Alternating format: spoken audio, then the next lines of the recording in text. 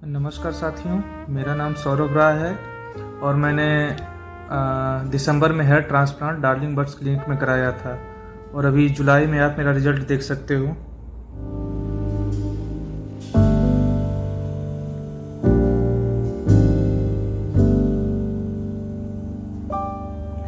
बाल थोड़े बड़े हो गए थे, अभी पिछले हफ्ते मैंने हेयर कट लिया इसलिए छोटे दिख रहे हैं।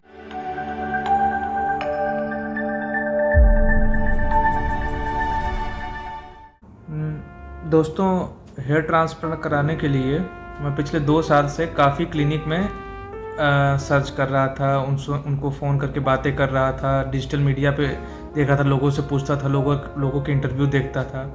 तो आखिर में जाके मैंने दो क्लिनिक शॉर्ट लिस्ट की, एक जो दिल्ली में है, एक सर की क्लिनिक। तो फिर मैं जब दिल्ली में देखा, मैं फ़ोन पे बात किया उनसे, तो फिर मैं जाना कि वो अपने असिस्टेंट से ज़्यादा काम कराते हैं, अपने खुद नहीं करते हैं।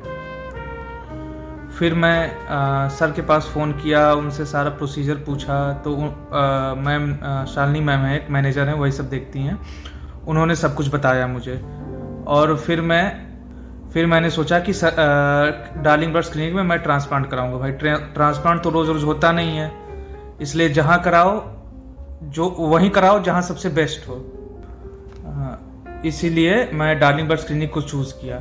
मैंने इसमें देखा कि सर खुद हार्वेस्टिंग करते हैं बालों को। हार्वेस्टिंग मतलब जो बाल पीछे से निकाले जाते हैं।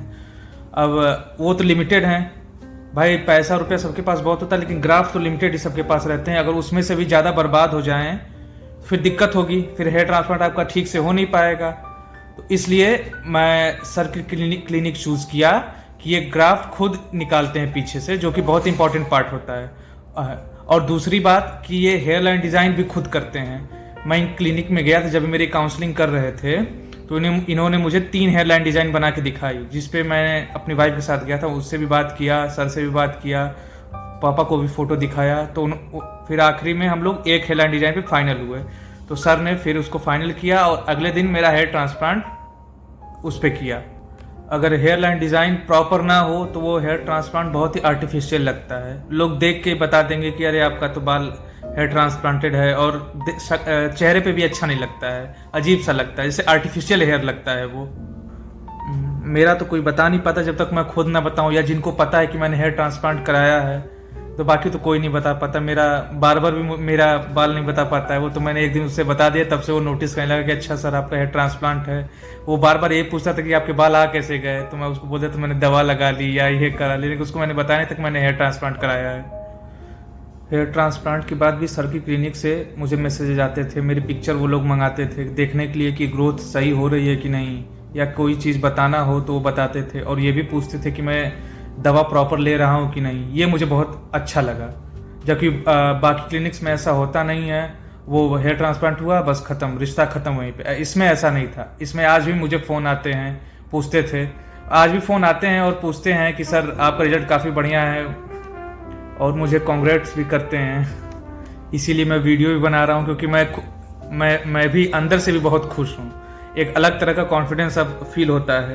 नहीं तो पहले जिसको जाओ वो यही बोलता था, अरे आपके सर पे तो बाल नहीं है, इतने कम उम्र में आपके बाल नहीं चले गए, जो अच्छा नहीं लगता सुनने में, और अंदर से कॉन्फिडेंस काफ़ी लो हो जाता था ये सुन के ही।